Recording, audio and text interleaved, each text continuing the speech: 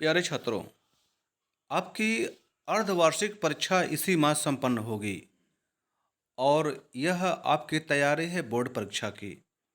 आप अर्धवार्षिक परीक्षा में यदि अच्छा रिजल्ट लाते हैं, तो वार्षिक परीक्षा में भी अच्छा रिजल्ट लाने की संभावना बनती है। तो यह आपकी पूर्व तैयारी है। और इंग्लिश के पेपर में आप जानते हैं कि प्रश्न नंबर 1 और प्रश्न नंबर 2 अनसीन पैसेज होते हैं, अर्थात अपठित गद्यांश होते हैं। इसमें क्या होता है कि प्रश्न एक आपके लिए एक अनसीन पैसेज होगा और इसको पढ़ने के बाद आपको 3 एमसीक्यू अर्थात मल्टीपल चॉइस क्वेश्चंस हल करने होंगे। और क्वेश्चन नंबर इस प्रकार आपका 3 नंबर का होता है। यदि आप पैसेज को पढ़कर सही सही तीनों प्रश्नों को सही कर देते हैं, तो यह इसमें आप पूरे के पूरे नंबर पाएंगे। इसमें किसी प्रकार का कम होने की संभावना नहीं रहती है। और उसी प्रकार प्रश्न नंबर 2 उसे यदि आप पढ़ते हैं, वो भी अनसीन पैसेज होगा। तो उसमें बहुत ही छोटे छोटे 3 प्रश्न होते हैं जो कि 6 नंबर के होते हैं। और एक प्रश्न आपको शब्दकोश संबंधित होता है, अर्थात वोकैबुलरी संबंधित। तो इस प्रकार प्रश्न नंबर 1 3 नंबर का और प्रश्न नंबर 2 7 नंबर का, सब मिलाकर के हो गए 10 नंबर का। तो प्रश्न 1 और 2 जो कि 10 नंबर के हैं, इन प्रश्नों को हल करने के लिए आपको भली भांति तैयार होना पड़ेगा। और प्रश्न 1 और 2 को कैसे हल किया जाता है, यह आवश्यक है कि हल करने से पहले कुछ छोटे छोटे बिंदु हैं जिसको यदि आप समझ लेते हैं, तो निश्चित रूप से बिल्कुल सही आप हल करके 10 में 10 पा सकते हैं।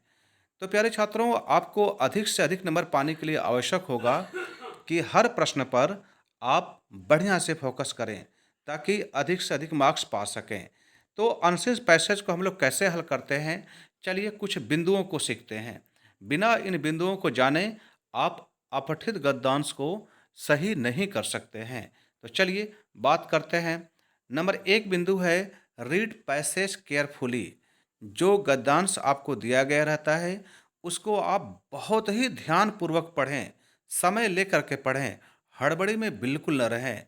तो पहला बिंदु आपको ध्यान देना है, रीड पैसेज केयरफुली, अर्थात गद्यांश को ध्यानपूर्वक पढ़ें। और अगला बिंदु है रीड क्वेश्चंस केयरफुली। आपको गद्यांश पढ़ने के बाद जो नीचे प्रश्न पूछे गए रहते हैं, उन प्रश्नों को भी आप ध्यानपूर्वक पढ़ें, क्योंकि जैसे ही प्रश्नों को आप ध्यानपूर्वक पढ़ेंगे, आपको तुरंत पता हो जाएगा कि अपठित गद्यांश में कहाँ पर उस प्रश्न संबंधित उत्तर आपको मिलेगा।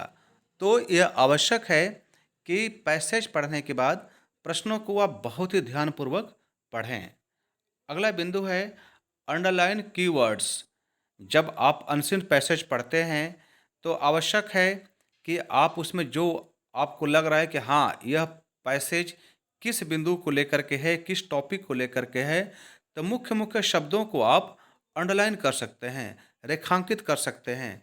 क्योंकि जब आप प्रश्न पढ़ेंगे, तो उसके बाद उत्तर को खोजने में आपको बहुत ही आसानी होगी। अन्यथा पूरा का पूरा पैराग्राफ या पैसेज आपको दोबारा पढ़ना पड़ेगा और इससे क्या होगा कि आपका समय बर्बाद होगा। तो पहले ही जब आप अनसीन पैसेज अपठित गद्यांश पढ़ें, तो कठिन शब्दों को या मुख्य बातों को, जिस टॉपिक को लेकर के है, आप उसको अंडरलाइन करते चलें। अगला बिंदु है आंसर इन सेम टेंस। जब भी आप प्रश्नों का उत्तर लिखें, खास तौर से प्रश्न नंबर 2 जिसमें आपको 3 बहुत ही छोटे उत्तर देने पड़ेंगे, तो जिस टेंस में पूछा गया हो, आप उत्तर भी उसी टेंस में लिखें। इससे क्या होता है कि आपको पूरे के पूरे नंबर मिलने की संभावना बन जाती है। तो टेंस का आप बिल्कुल ध्यान देंगे। टेंस का ध्यान देने का मतलब कि यदि प्रश्न आपका प्रेजेंट टेंस में है, तो उत्तर भी प्रेजेंट टेंस में ही होना चाहिए। इसी प्रकार पास्ट और फ्यूचर में भी ध्यान आप देंगे। अगला बिंदु है attention on spelling and grammar. जब भी आप कोई उत्तर लिखें, तो यह ध्यान दें कि स्पेलिंग अर्थात वर्तनी और व्याकरण बिल्कुल सही हो, क्योंकि यह यदि गलत हुआ तो आपके उत्तर भी गलत होंगे और नंबर आपके कट जाएँगे। जो 2 नंबर के होंगे, हो सकता है कुछ स्पेलिंग गलत हो जाए, ग्रामेटिकल पॉइंट्स के हिसाब से गलत हो जाए, तो आप 2 में केवल 1 पाएँ या डेढ़ पाएँ। तो कितनी गलतियाँ करते हैं, उसके हिसाब से आपका नंबर डिडक्ट हो जाएगा। तो वर्तनी और व्याकरण पर ध्यान देना है।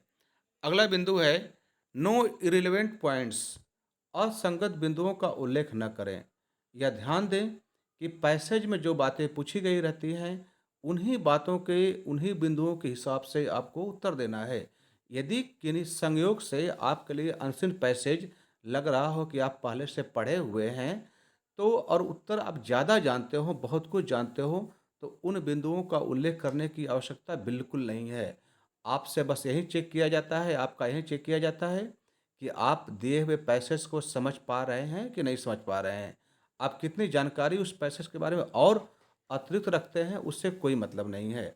तो प्यारे छात्रों, यहाँ पर मैंने जो बिंदु उल्लेख किए हैं, यदि आप इन बिंदुओं का ध्यानपूर्वक पालन करते हैं